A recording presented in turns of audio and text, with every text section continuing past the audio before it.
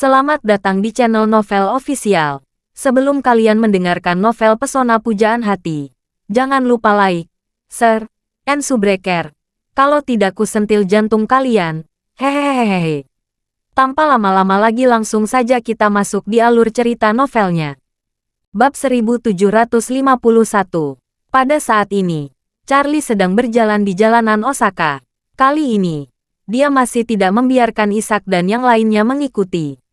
Pasalnya, ia ingin memanfaatkan waktu ini untuk langsung menyingkirkan Ninja Iga yang tersisa yang membuntutinya.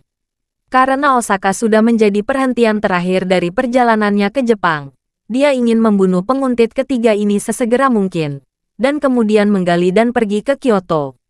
Dia sengaja memancing Masatetsu dan yang lainnya untuk meninggalkan kota, mencari tempat yang cocok untuk beraksi. Namun, apa yang tidak dia duga adalah bahwa tiga orang yang diam-diam mengikuti sejauh 2 atau 300 meter tiba-tiba mundur. Charlie menerka-nerka. Apa yang terjadi? Mereka tidak mengikuti saya lagi. Apakah mereka memperhatikan sesuatu? Tapi seharusnya tidak. Aku sendirian. Dan aku tidak menunjukkan niat untuk menyerang. Dan bahkan sama sekali tidak mengetahui keberadaan mereka. Dan mereka tidak memiliki alasan untuk melihat sesuatu yang aneh. Apakah karena mereka terburu-buru, atau karena Takahashi Machi memerintahkan mereka untuk mundur? Memikirkan hal ini, Charlie menghela napas, berbalik, dan mulai mengikuti tiga orang secara terbalik.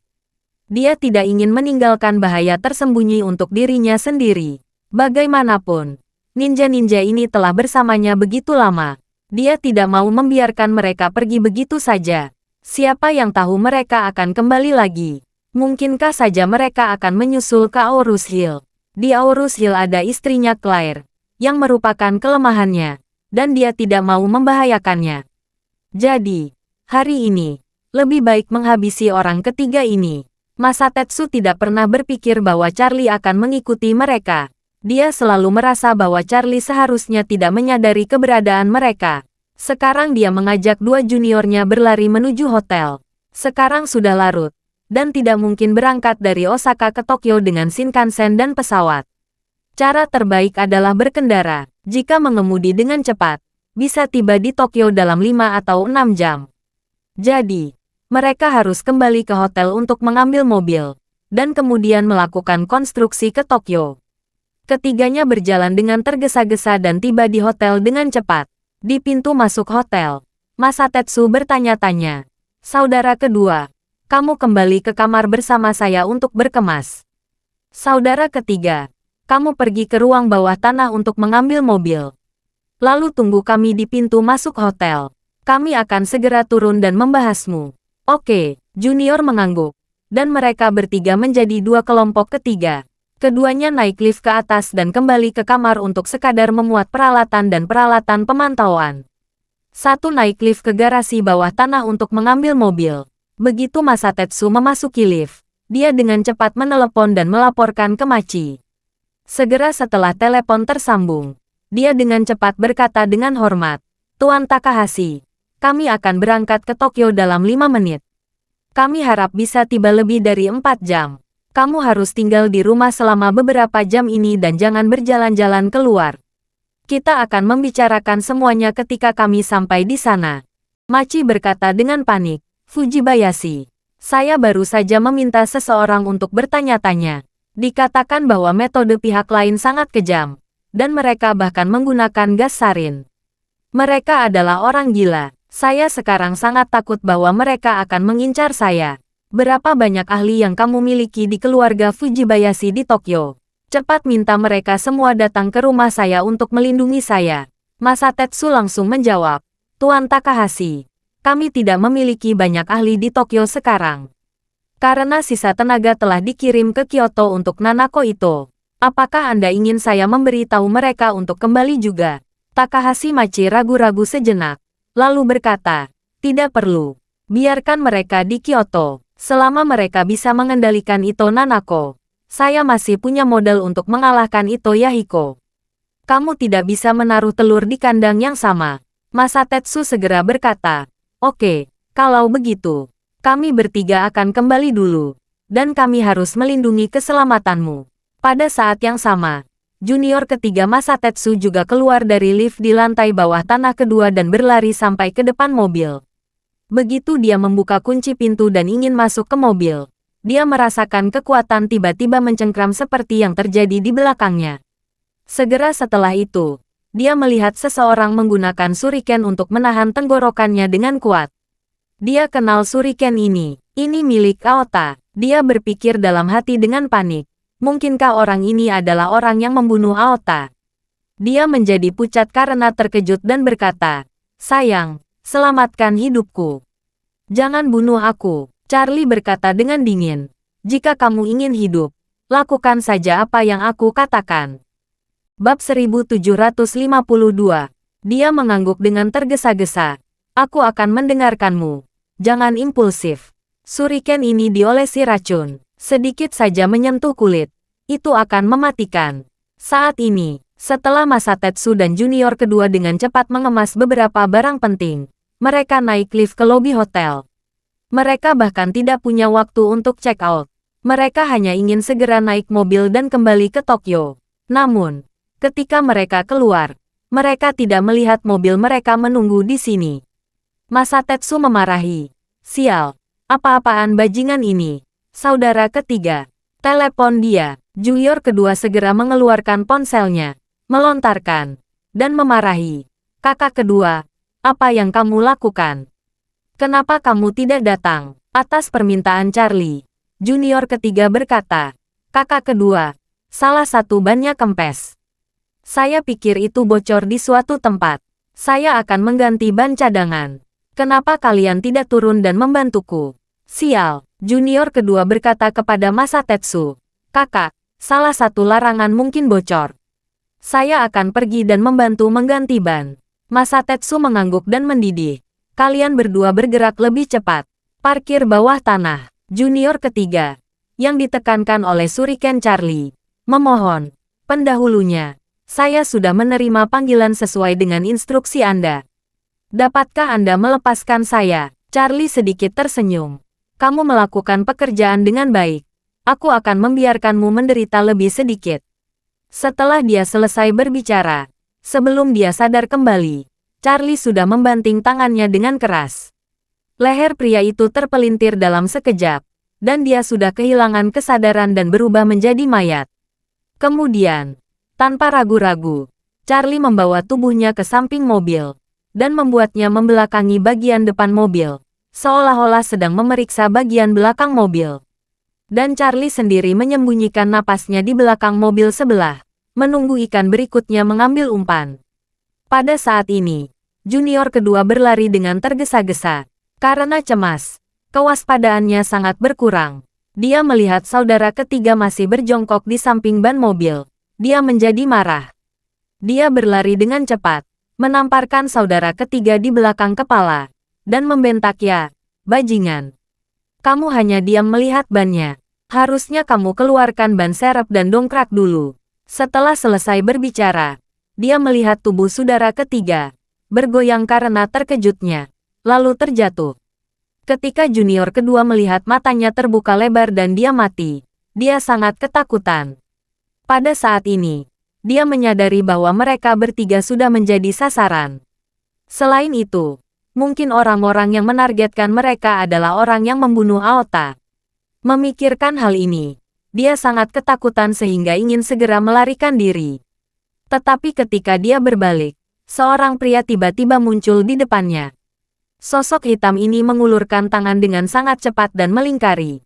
Junior kedua Masatetsu tidak bisa bernapas. Pada saat ini, dia bisa melihat pria di depannya dengan jelas. Bukankah orang ini adalah orang Cina yang mereka ikuti dari Tokyo? Pada saat ini, junior kedua benar-benar panik. Dia terkejut kaget di dalam hatinya. Mungkinkah orang yang membunuh saudara keempat dan ketiga adalah orang ini? Mungkinkah dia bermain-main dengan kita sepanjang waktu? Tepat ketika dia sangat ketakutan, Charlie menyeka seringai di sudut mulutnya dan berkata dengan main-main, "Bung, untuk apa kamu berlari?" Bab 1753. Aku, junior kedua berkata sambil terbatuk-batuk. Junior kedua, yang dicekik, langsung membiru.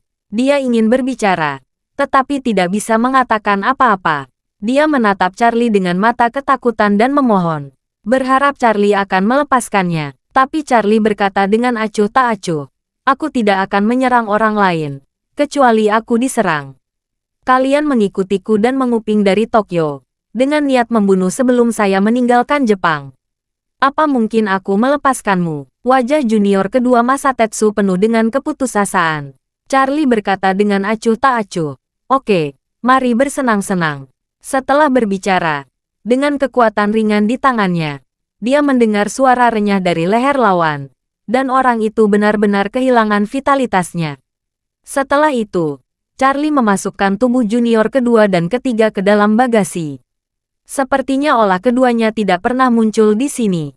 Setelah melakukan semua ini, Charlie mengeluarkan ponselnya dan menelepon Ishak. Minta bawahanmu untuk mengemudikan truk berpendingin ke pintu hotel. Masatetsu, yang berada di pintu hotel, menunggu hampir 10 menit. Dia cemas saat mereka berdua pergi.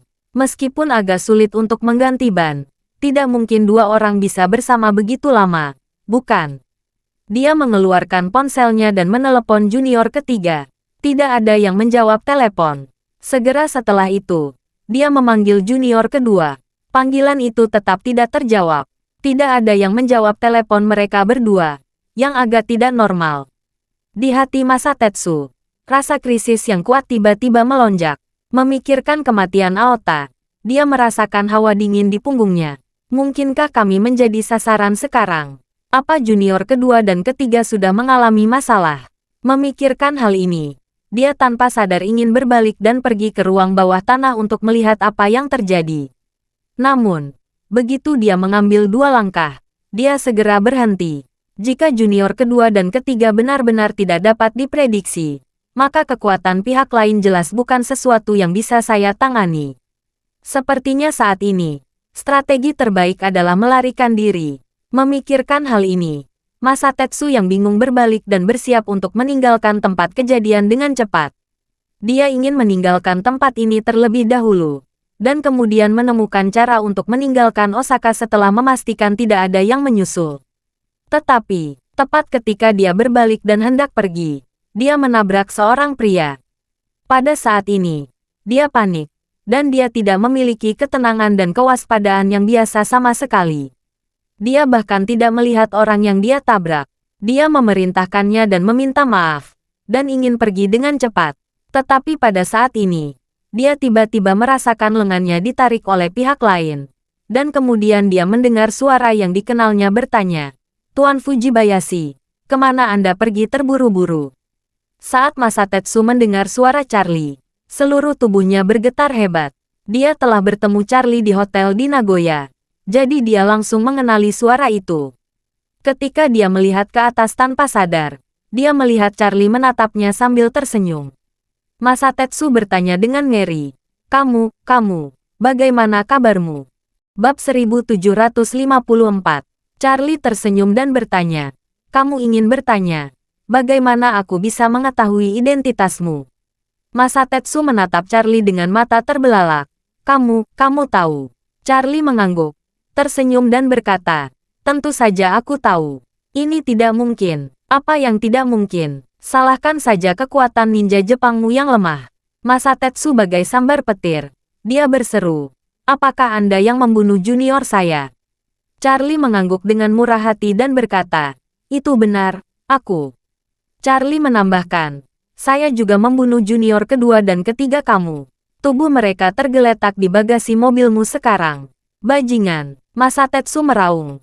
Dan segera, belati keluar dari lengan baju kirinya dan mendarat tepat di tangan kirinya. Segera setelah itu, dia memusatkan seluruh kekuatan di tangan kirinya, dan tiba-tiba menusuk Charlie dengan seluruh kekuatan. Melihat gerakannya, Charlie tersenyum kecil. Satu tangan meraih lengannya, dan mengulurkan tangan lainnya untuk meraih pergelangan tangan kirinya. Masatetsu tidak berpikir bahwa kekuatan Charlie sangat luar biasa, dan tangan kirinya digenggam olehnya sehingga dia tidak bisa bergerak sama sekali. Melihat wajahnya yang ketakutan, Charlie berkata sambil tersenyum, "Jangan terlalu tegang, Tuan Fujibayashi. Jika kamu tidak melawan, kamu akan jauh lebih menderita. Seluruh tubuh Masatetsu tampak disambar 5 guntur. Dan dia berkata dengan ngeri, Tuan, saya anak buah Maci. Dia meminta saya untuk mengikuti Anda. Tolong ampuni hidup saya. Charlie tersenyum dan berkata, kamu selalu harus membayar apa yang telah kamu lakukan. Kamu yang memilih terlibat dalam masalah ini. Siapa yang bisa kamu salahkan jika kamu gagal? Masatetsu berseru. Selama kamu tidak membunuhku, aku bersedia membantu membunuh Machi Takahashi dan membalas dendammu. Tidak perlu, Charlie berkata dengan dingin. Hal yang paling tidak kusukai dalam hidupku adalah orang sepertimu. Orang yang menjual diri dan mencari kemuliaan. Kamu adalah orang mati. Jika kamu mati dengan setia dan jujur, saya akan menganggap kamu sebagai laki-laki. Masatetsu berseru dan berkata, Tuan, bukankah ada pepatah lama di Tiongkok bahwa lebih baik mati daripada hidup? Bahkan menjadi pelayanmu akan lebih baik daripada mati. Charlie tersenyum ringan. Kamu tidak layak menjadi pelayanku. Charlie meremas keras di gerbang vena pergelangan tangan. Dan dengan ledakan energi, dia mengikuti meridiannya dan menghancurkan meridiannya. Masatetsu hanya merasakan kakinya tiba-tiba lemas, dan kemudian seluruh tubuhnya kehilangan dukungan. Seolah-olah semua kekuatan di tubuhnya telah dievakuasi ke ruang hampa pada saat ini. Ketika dia ketakutan, dia tidak tahu alasannya. Dan ketika dia tidak tahu harus berbuat apa, sebuah truk kontainer berpendingin berhenti di sisi jalan. Anak buah Ishak berlari turun dari mobil dan dengan hormat berkata kepada Charlie, Tuan, apa perintahmu? Charlie sedikit tersenyum, mendukung Masatetsu, yang lemas, dan berkata kepada bawahan Ishak, temanku terlalu mabuk, kamu bisa memasukkannya ke mobilmu. Dia punya 2 teman, aku akan meminta seseorang untuk mengantarkannya. Pria itu segera mengangguk mengerti. Dia hendak membawa Masatetsu ke kabin truk berpendingin. Masatetsu terkejut dan berkata, kamu mau membawaku kemana? Charlie tersenyum dan berkata, lihat, seluruh tubuhmu sekarang lunak seperti lumpur. Ini tidak sesuai dengan karakteristik ninja Jepangmu. Bukankah ninja Jepangmu keras seperti besi? Aku akan memasukkanmu ke dalam wadah es nanti sampai membeku di dalam mobil selama beberapa jam. Aku yakin kamu akan mendapatkan kembali ketangguhan ninjamu. Apa? Pembekuan? Masatetsu memohon dengan putus asa. Tuan, saya mohon. Saya benar-benar tidak ingin mati. Saya tidak ingin mati. Setelah dia selesai berbicara, dia tidak mau melihat suasana dan berteriak pada pejalan kaki di sisi jalan. Tolong, tolong. Namun, di detik berikutnya, dia menyadari bahwa dia tidak memiliki kekuatan di sekujur tubuhnya, dan suaranya sangat lemah. Meskipun sudah berusaha berteriak, tidak ada seorang pun dari jarak 2 meter yang dapat mendengar suaranya. Pada saat ini, Ishak juga berlari. Dia mendatangi Charlie dan buru-buru bertanya, Tuan, ada apa denganmu? Charlie menyerahkan kunci mobil ke arahnya dan berkata, ada mobil di tempat parkir 094 di ruang bawah tanah, dan ada 2 ninja di bagasi. Kamu bawa mobil itu keluar. Aku pergi dengan mobil berpendingin ke tempat yang aman. Lalu pindahkan orang-orang di mobilmu ke dalam freezer. Kami mengirim 4 patung ke pintu rumah Machi Takahashi di Tokyo. Dan izinkan Machi Takahashi menerima patung mereka. Bab 1755. 5 jam kemudian, langit semakin cerah. Di antara langit Tokyo, ada sentuhan warna fajar. Hari baru dimulai. Banyak orang terbangun dari tidur nyenyak. Namun banyak orang yang tidak tidur sama sekali. Malam ini, seluruh Tokyo hampir terbalik. Departemen Kepolisian Metropolitan Tokyo dikerahkan secara keseluruhan. Bahkan sejumlah orang besar diperbantukan dari beberapa kota kecil di sekitarnya. Mereka tidak hanya menemukan pemandangan yang menghancurkan di Tokyo, tetapi juga menutup semua jalan yang mengarah dari Tokyo ke dunia luar. Pencarian ketat dilakukan untuk menemukan keberadaan Schultz bersaudara. Semalam, seluruh Tokyo sepenuhnya berada di bawah darurat militer. Media yang tajam telah menerima informasi bahwa cucu laki-laki tertua dan cucu perempuan tertua dari keluarga pertama China diculik di Tokyo, dan lebih dari lagi mengundang rombongan terbunuh. Pemberitaan semacam ini belum pernah terjadi sebelumnya. Di masa lalu, Tokyo juga mengalami serangan teroris dan kasus kriminal besar, tetapi tidak pernah ada hal buruk seperti itu. Semua orang tahu, keluarga Schultz adalah keluarga terkaya dan terkuat di Cina. Mereka menangani kasus kriminal yang begitu serius di Jepang, yang sifatnya bahkan melebihi pembunuhan Bill Gates di Tokyo. Orang-orang dari keluarga Schultz juga menghabiskan setengah malam mencari di Tokyo. Kali ini, keluarga Schultz tidak hanya memiliki ratusan master tersembunyi, tetapi bahkan Sheldon datang sendiri. Departemen Kepolisian Metropolitan Tokyo sangat mementingkan kedatangan Sheldon. Direktur secara pribadi mengundangnya ke Departemen Kepolisian Metropolitan untuk memberitahu dia tentang proses deteksi kasus tersebut.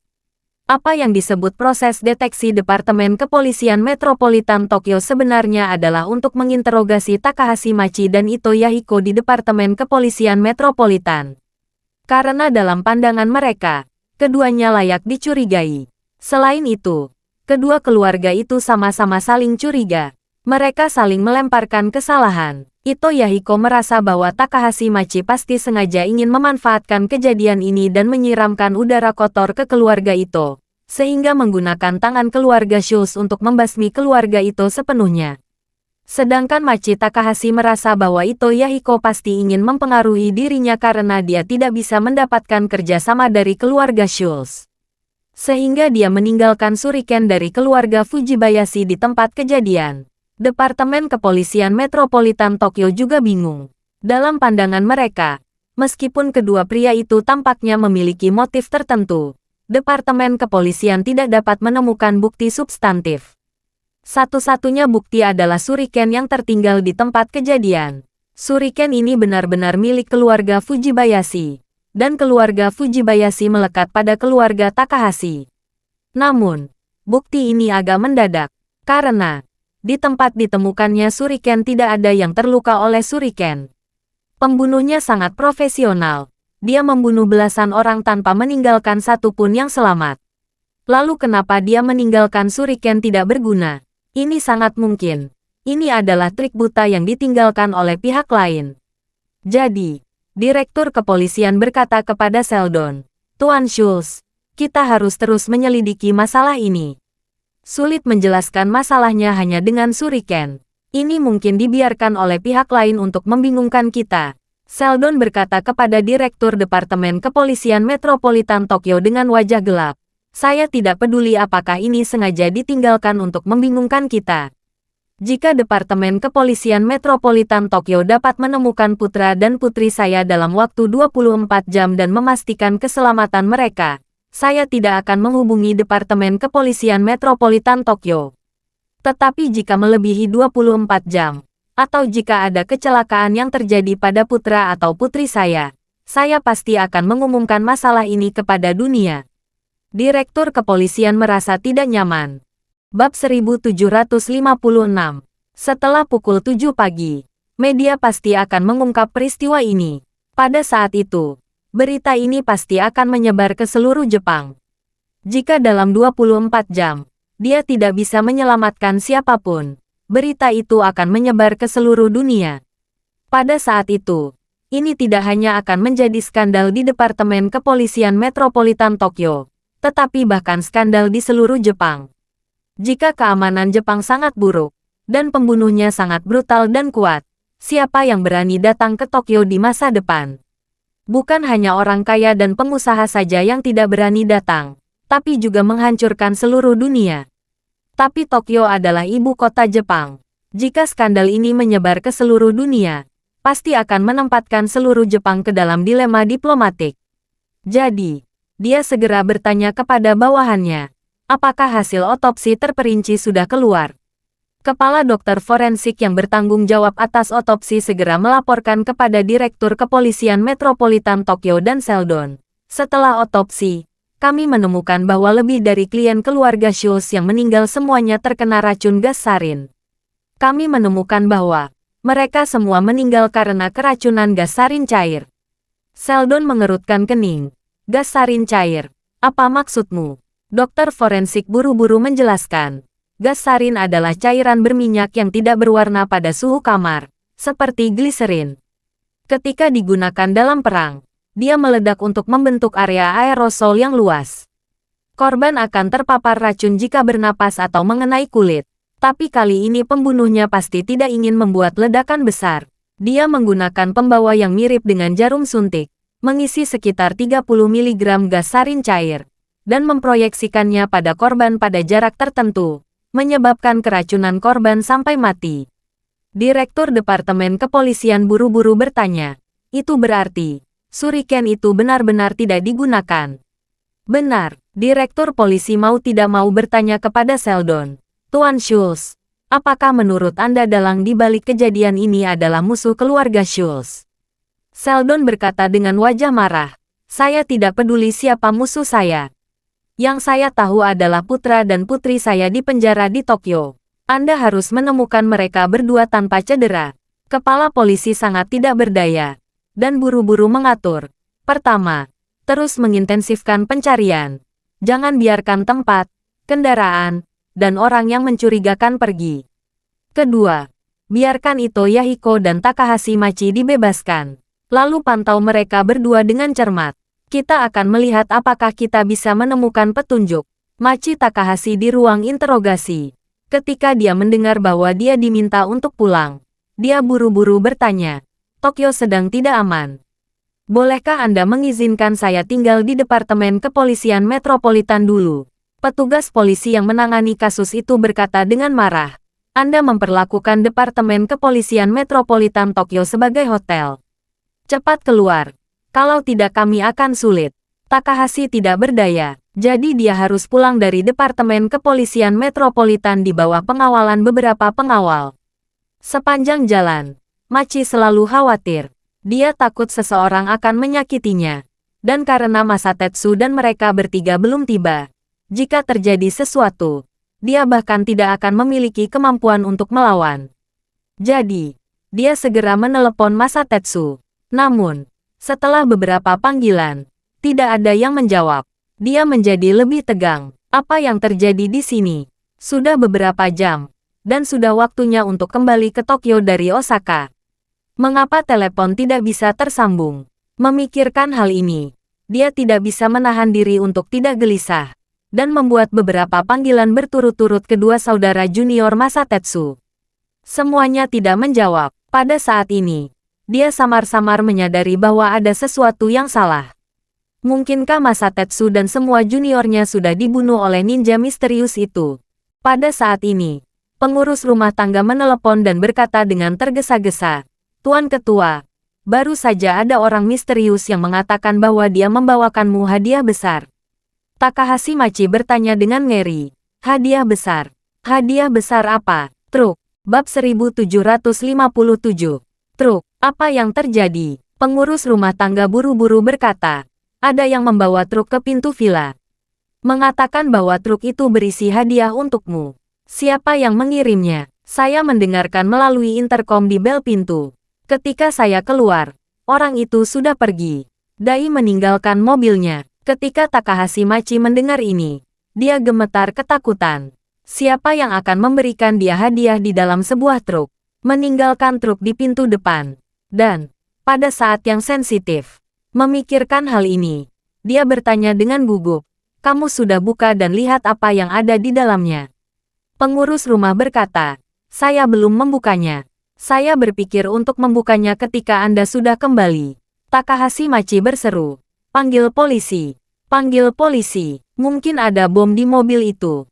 Pengurus rumah tangga buru-buru berkata, "Tuan Ketua, kami telah melakukan pengujian bahan peledak dan zat beracun. Kami tidak menemukan sesuatu yang aneh di truk itu. Apakah ada yang tidak biasa?" Mendengar ini, Machi Takahashi menghela napas lega. Dalam keadaan normal, jika ingin menggunakan sesuatu untuk menyakiti orang, itu tidak lebih dari bom dan atau sesuatu yang sangat beracun. Karena tidak ada yang aneh setelah diperiksa, seharusnya tidak ada masalah. Peralatan yang digunakan untuk mendeteksi bahan peledak dan zat beracun di rumahnya sama dengan yang digunakan di bandara dan bea cukai. Tingkat akurasinya sangat tinggi. Jika ada zat serupa, tidak mungkin akan terlewatkan. Memikirkan hal ini, dia berkata, "Aku akan kembali dalam beberapa menit. Tunggu aku." Setelah menutup telepon, Machi menggosok pelipisnya. Dia sudah sedikit lelah. Dari kemarin hingga hari ini, Tokyo sangat kacau sehingga dia menjadi sedikit gelisah. 10 menit kemudian, Machi sudah tiba di vilanya. Perbedaan terbesar antara Jepang dan Cina adalah banyak rumah yang tidak dibangun oleh pengembang, tetapi dibangun oleh pemilik rumah. Ini sangat mirip dengan Cina beberapa dekade yang lalu. Baik kaya atau miskin, mereka semua membeli tanah dan membangun rumah mereka sendiri. Oleh karena itu, di Jepang konsep perumahan jarang ada. Rumah Machi terletak tidak jauh dari Istana Kekaisaran Jepang. Lokasinya sangat bagus, dan menempati area yang luas. Saat sampai di depan pintu rumahnya, sekilas dia melihat sebuah truk berpendingin terparkir di pinggir jalan. Pengurus rumah tangga berlari untuk membuka pintu mobil untuknya. Dia berkata dengan hormat, "Tuan Ketua, ini mobilnya." Pintunya terkunci, dan mesinnya tidak dimatikan. Lemari es di belakang masih dingin. Machi menyentuh dagunya, dan tidak bisa menahan diri untuk tidak memukulnya. Siapa yang memberikan ini? Apakah ada yang memberiku es krim di musim dingin?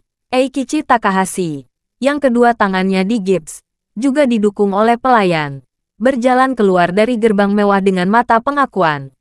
Dia melihat ayahnya dan truk berpendingin yang masih hidup, dan bertanya dengan heran, "Ayah, apa ini?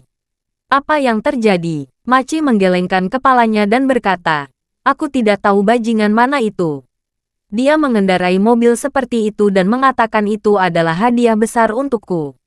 Eikichi mengerutkan kening dan bertanya, "Apakah mobil ini mengantarkan makanan laut?" "Saya memesan tuna sirip biru berkualitas tinggi kemarin. Dikatakan akan dikirim dalam 2 hari ke depan." Pengurus rumah tangga buru-buru berkata, "Tuan, orang yang mengantarkan truk ini baru saja mengatakan itu adalah hadiah untuk Tuan, bukan untuk Anda." Eikichi berkata, "Mungkin itu kesalahan. Mungkin itu kesalahan. Di mana petugas pengirimannya? Sudah pergi." "Aneh," Eikichi berkata. "Mengapa dia meninggalkan mobil saat mengirim sesuatu?" Machi mengerutkan kening. Selalu terasa agak aneh. Pengurus rumah tangga berkata pada saat ini, "Tuan Ketua, kami telah memeriksa peralatan, dan seharusnya tidak ada bahaya. Apakah Anda ingin membuka lemari es dan melihat?"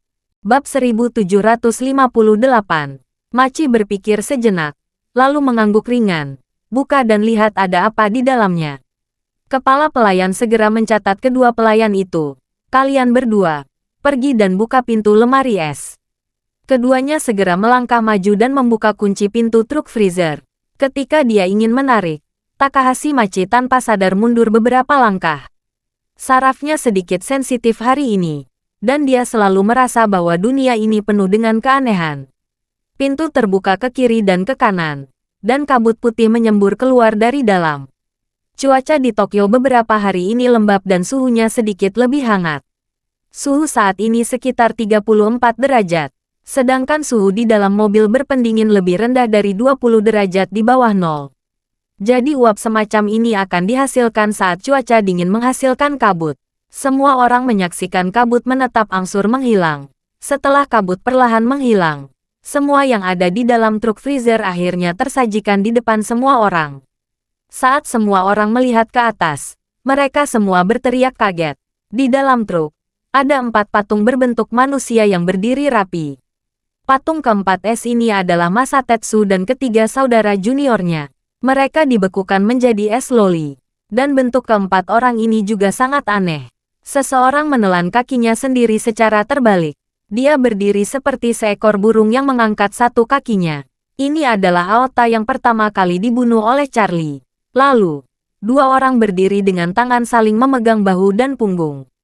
Mereka adalah junior kedua dan ketiga. Sedangkan Masatetsu, dia memiliki satu tangan di pinggulnya dan tangan lain dengan jari tengah menunjuk keluar mobil. Bentuk keempat orang ini, kecuali Aota, dibuat oleh anak buah Ishak sebagai boneka setelah mereka membeku sedikit.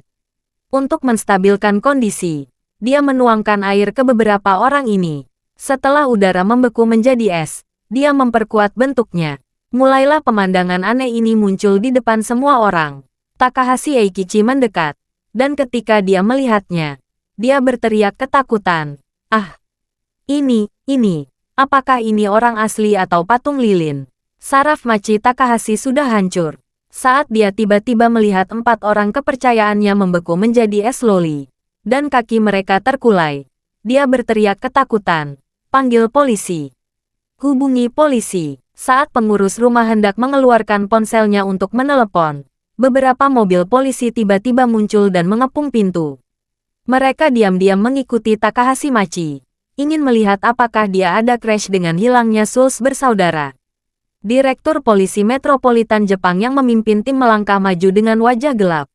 Dia melangkah ke truk berpendingin untuk memeriksa, dan kemudian tiba-tiba panik. Ini adalah manusia hidup. Sial, empati orang dewasa. Apakah ini masih Tokyo tempat saya tinggal selama lebih dari 30 tahun? Semua yang ada di depan saya terlalu ajaib. Petugas polisi di bawah bertanya dengan heran. "Inspektur, apakah keempat orang ini masih hidup?" Inspektur itu memarahi dengan marah. "Hidupkan ibumu. Apa kamu tidak melihat mereka membeku menjadi es loli?" Wajah polisi itu penuh dengan keluhan. "Kamu baru saja mengatakan bahwa mereka manusia hidup." Inspektur menyeka keringat dinginnya dan berkata, "Ini adalah patung es yang terbuat dari 4 orang besar yang masih hidup. Cepat, panggil dokter forensik untuk otopsi." Setelah dia selesai berbicara, dia berjalan ke Machi Takahashi, yang sedang duduk di tanah dengan wajah pucat, berjongkok, dan bertanya dengan sangat serius, "Tuan Takahashi, apakah orang keempat di bawah Anda?" Machi mengangguk dan mendengus. Mereka semua adalah anggota keluarga Fujibayashi. Keluarga Fujibayashi. Inspektur itu berseru dan berkata, "Keluarga Fujibayashi, salah satu dari 4 keluarga ninjutsu utama." "Ya," Machi menelan ludahnya dan berkata dengan gugup. "Yang pertama adalah putra tertua keluarga Fujibayashi, Masatetsu. Dia pemimpin tim ini." Hati detektif itu ketakutan. Masatetsu adalah salah satu ninja top di Jepang. Bahkan dia mati dengan sangat mengantuk. Siapa yang dia singgung? Machi melihat jari tengah Masatetsu, dan menangis putus asa. "Bagaimana aku tahu?" Bab 1759. Inspektur melihat ekspresi bingung Takahashi Machi, dan buru-buru berkata, "Ingat baik-baik, apakah Anda menyinggung seseorang akhir-akhir ini?" "Secara umum, kecuali ada kebencian yang mendalam, siapa yang akan menargetkan Anda seperti ini?" Setelah itu, inspektur mengingatkan, "Pikirkan, apakah ada yang ingin membunuhmu? Atau apakah kamu ingin membunuh seseorang?" Hal pertama yang Machi pikirkan adalah Charlie. Namun segera dia menyangkal ide itu di dalam hatinya.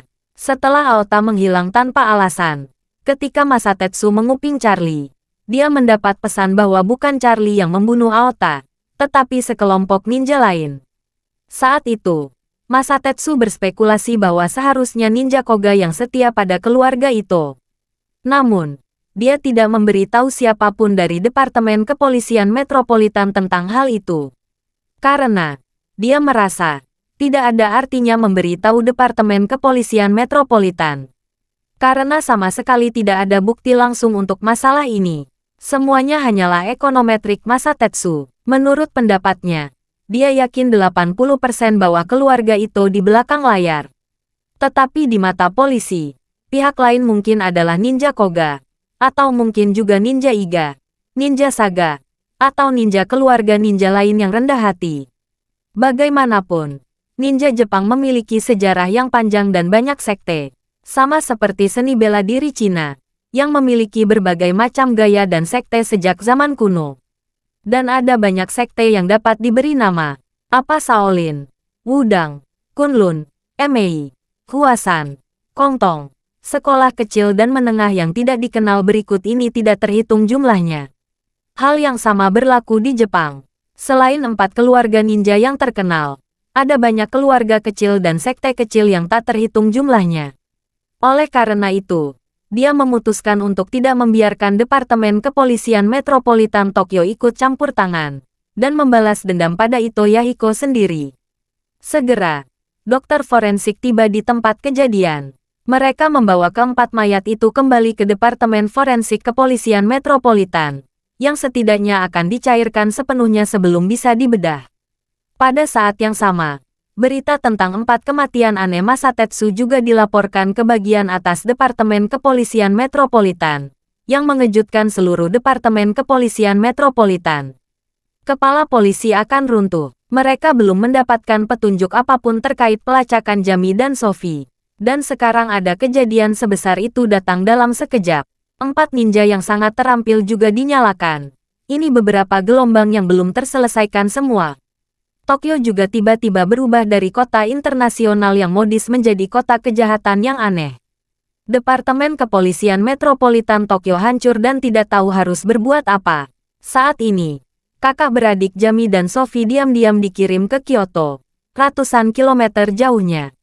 Menurut rencana Matsumoto Ryoto, dia ingin keluarga Schultz mati di rumah Ito Yahiko. Pada saat itu, keluarga Ito akan memikirkannya. Namun, Ito Yahiko bukanlah seorang yang tenggelam, dan dia juga kuat. Pada saat itu, dia tahu bahwa dia telah berada dijebak. Dia yakin pria di belakang ini adalah Machi Takahashi. Dengan cara ini, Ito Yahiko pasti akan bertarung sampai mati dengan Takahashi Machi. Tidak butuh waktu lama bagi dua keluarga papan atas di Jepang untuk kehilangan vitalitas mereka dan bahkan menghilang sama sekali. Pada saat itu, keluarga Matsumoto dapat menuai semua manfaat, dan kemudian akan menjadi satu-satunya kolaborator pilihan dari keluarga Schultz. Pergi bekerja sama dengan keluarga Schultz untuk lebih meningkatkan kekuatan mereka. Charlie bangun pagi hari ini. Aplikasi perakiraan cuaca muncul peringatan. Mulai sore ini, hingga malam hari, akan ada badai salju besar di Kyoto dan Osaka. Dia pertama kali pergi ke lini produksi Kobayashi Pharmaceutical dengan Liam. Suatu hari, dia meminta mobil kepada Ishak dan berencana pergi sendiri ke Kyoto. Ishak tidak tahu kemana dia ingin mobil itu pergi. Melihat salju sudah turun, dan semakin berat, dia buru-buru mengingatkannya. Tuan muda, akan ada badai salju besar hari ini, terlalu berbahaya mengemudi dalam cuaca seperti ini. Jika tidak memiliki sesuatu yang penting, lebih baik tidak keluar. Bab 1760. Charlie mengulurkan tangannya. Tidak apa-apa. Kamu tidak perlu khawatir. Saya memiliki beberapa hal pribadi untuk dilakukan. Dan saya akan kembali ketika saya selesai. Ishak bertanya. Apakah di Osaka? Apakah Anda ingin saya mengatur seseorang untuk mengantar Anda? Tidak perlu. Charlie tidak mengatakan kemana dia pergi. Dan dia tidak mau. Dia tidak tahu kenapa. Tapi dia terus memikirkan Nanako. Mungkin karena simpati pada gadis itu, mungkin karena kekaguman, atau mungkin karena emosi orang lain. Charlie tidak bisa mencari tahu, dan dia tidak mau berpikir. Saat ini, dia hanya ingin pergi ke Kyoto untuk melihat Nanako dengan matanya sendiri, dan melihat cederanya. Jika cederanya sembuh, dia bisa kembali dengan tenang. Ishak melihat Charlie tidak mau mengungkapkan tujuannya, jadi dia tidak nyaman. Dia hanya berpesan untuk mengemudi dengan hati-hati. Jika salju terlalu berat, tunggu salju berhenti sebelum mengemudi. Charlie setuju. Dan kemudian pergi sendirian. Osaka sangat dekat dengan Kyoto. Waktu tempuhnya sekitar 1 jam dengan mobil. Ketika dia tiba di Kyoto, langit sudah gelap. Salju semakin berat. Hampir seperti salju bulu angsa. Charlie tidak tahu di mana rumah keluarga Ito. Dia mencari restoran Cina dan makan mie instan ala Cina. Saat check out, dia bertanya kepada bos, "Bos, apakah Anda tahu di mana rumah keluarga Ito?" Pihak lain tersenyum dan berkata, "Rumah keluarga Ito terletak tepat di sebelah Kastil Nijo. Ini mencakup area yang luas dan mudah ditemukan. Ada sebuah plakat di pintu masuk depan, bertuliskan Ito." Charlie mengangguk, mengucapkan terima kasih, dan kemudian meninggalkan restoran. Kastil Nijo adalah landmark terkenal di Kyoto. Mudah ditemukan di peta, hanya berjarak 2 km dari posisi Charlie. Melihat bahwa dia bisa tiba dalam beberapa menit, Charlie yang duduk di dalam mobil ragu-ragu. Dia masih belum memikirkan bagaimana dia harus bertemu Nanako. Saat tiba di rumah keluarga Ito, apakah harus mengetuk pintu dan meminta untuk bertemu dengannya? Bagaimanapun, 4,5 miliar dolar milik Yahiko masih ada di tangan. Jika pelayan keluarganya melapor ke Ito Yahiko, dia pasti tidak akan membiarkan bertemu Nanako. Lalu apa yang harus dia lakukan? Apakah ingin masuk? Mungkin. Ini adalah satu-satunya cara yang cocok. Memikirkan hal ini, Charlie menyalakan mobil, mengikuti navigasi, dan datang ke sekitar Kastil Nijo. Benar saja, dia melihat rumah besar keluarga Ito tidak jauh dari Kastil Nijo. Rumah keluarga Ito meliputi area yang luas. Dilihat dari luar, setengah dari area di dalamnya ditanami pohon-pohon kuno yang menjulang tinggi. Bangunannya juga bangunan kayu kuno bergaya Jepang yang menggabungkan elemen arsitektur Cina yang kuat. Infrastruktur kuno, karena ada parit kuno di sekitar rumah keluarga Ito, dan 2 jembatan yang masuk dan keluar adalah milik wilayah pribadi. Charlie memarkir mobil di sisi jalan tidak jauh. Lalu dia menerjang salju tebal dan masuk ke dalam gelap tempat tinggal keluarga Ito. Saat ini, Ito Nanako baru saja selesai berendam di pemandian air panas. Karena hujan salju yang ditunggu-tunggu akhirnya datang hari ini. Dan itu adalah hujan salju yang lebat. Ito Nanako menyelimuti kabut di hatinya dan dalam suasana hati yang sangat baik. Dia meminta para pelayan untuk membantunya mengenakan kimono yang luar biasa indah. Lalu dia dengan elegan menggulung rambut panjangnya dan memasukkan jepit rambut favoritnya. Kemudian, mendorong kursi roda sendirian, dia datang ke halaman untuk menikmati salju dengan sangat gembira. Rumah keluarga Ito mencakup area yang luas, dan ada beberapa halaman besar dan kecil. Halaman tempat Nanako Ito berada saat ini adalah yang paling terpencil dan paling tenang. Salju turun dengan lebat, dan segera lapisan salju putih jatuh di atas kepalanya. Nanako melihat kepingan salju yang berterbangan di langit dan melompat seperti anak kecil. Setelah beberapa saat, dia melihat ke langit dan berkata dengan hormat di dalam hatinya, "Saya tidak tahu apa yang sedang dilakukan Charlie Kun saat ini. Saya tidak tahu apakah salju turun di Aurus Hill sekarang.